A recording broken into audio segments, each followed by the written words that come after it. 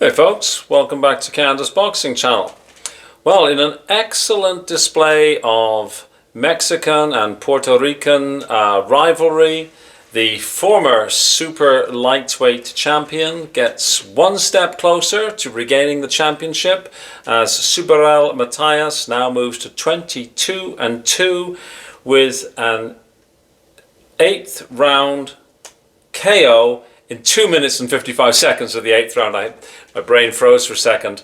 Over the very tough, absolutely resilient Gabriel Gollaz Valenzuela, who is now 34-1.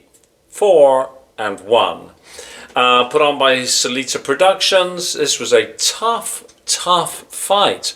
I was actually really enjoying it. Both guys came to fight. There was a lot of real heart and determination shown.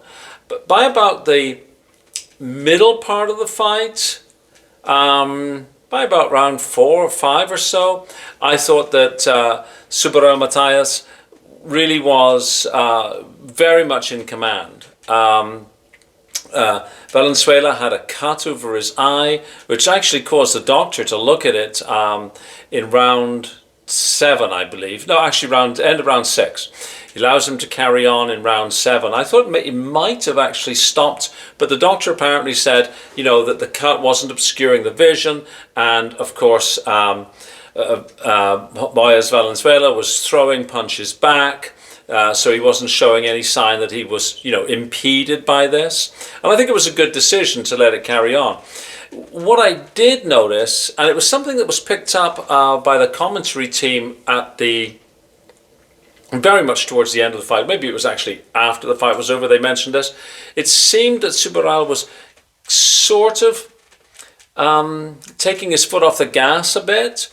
He clearly had the fight in hand.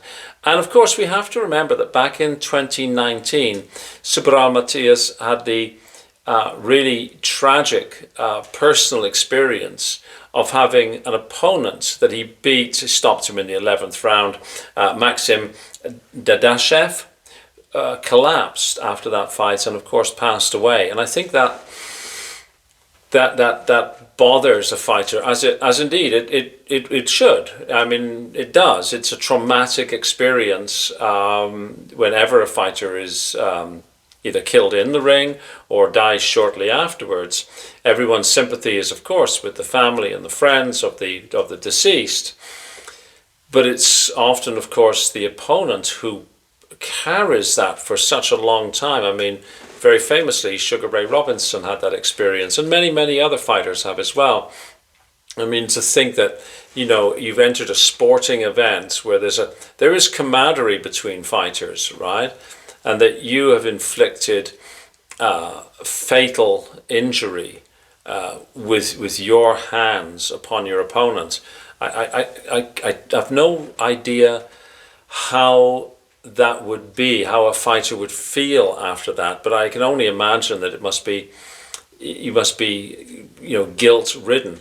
And I got the sense in this fight that Subriel was easing off, and when he dropped the very brave Valenzuela in the 8th, Valenzuela got up, and it was almost like Subriel was kind of pleading with the ref, like stop this. It was clear to my eye watching it on TV, right, that Matias he wanted it to be over.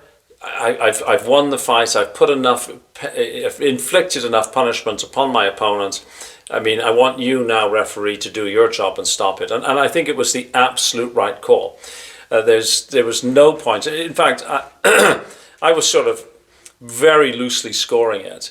But I saw that by the time that the 7th or 8th round clicked over, I'm thinking that there's virtually no way that the Mexican could even it up.